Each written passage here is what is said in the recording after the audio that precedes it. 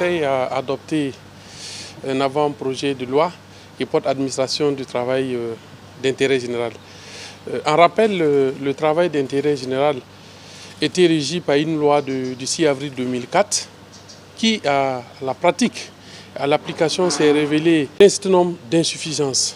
Pour relever ces difficultés et permettre au travail d'intérêt général d'être une réalité, il a été nécessaire de la relier.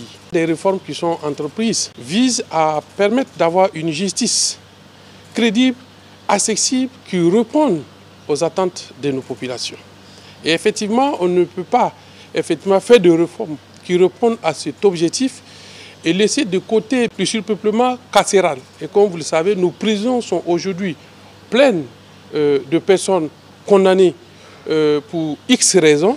Donc pour résoudre ce problème, il était nécessaire de s'attaquer à l'origine de cette surpopulation carcérale. Cette surpopulation carcérale se retrouve au niveau de nos prisons parce que des peines de condamnation sont prononcées. La peine de travail d'intérêt général vise effectivement à résoudre ce problème parce qu'il sera prononcé en remplacement de l'emprisonnement systématique qui est prononcé pour que ces personnes se retrouvent au niveau de nos prisons. Alors, quelles sont les innovations majeures de cette loi par rapport à celles qui existaient déjà en 2004?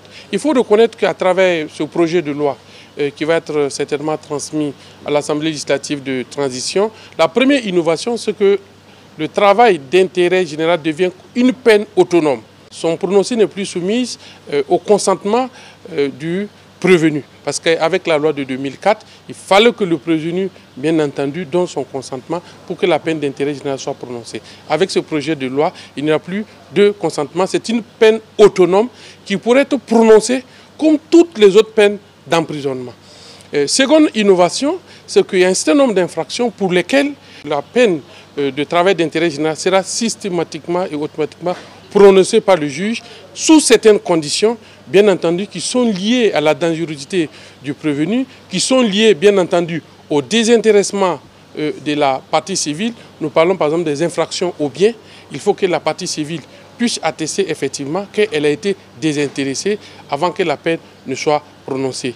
Autre innovation, c'est que nous avons étendu la liste des entreprises qui pouvaient accueillir les personnes qui ont été condamnées à une peine d'intérêt général. Avant, c'était exclusivement l'administration publique, mais aujourd'hui, même les entreprises privées peuvent effectivement recevoir les condamnés à une peine d'intérêt général. Donc lorsqu'elle va être adoptée, même les personnes qui sont actuellement condamnées peuvent demander le bénéfice effectivement de cette loi en raison d'un mois de travail d'intérêt général pour 3 mois d'emprisonnement. Donc cette loi, comme je le dis, va nous permettre effectivement de désengorger nos prisons, de faire en sorte que ceux qui ont fauté et qui ont causé du tort à la société puissent effectivement s'amender et retrouver une réinsertion sociale plus efficace et permettre effectivement que cette population, cette main-d'œuvre puisse être utilisée pour accompagner les projets de développement de notre pays.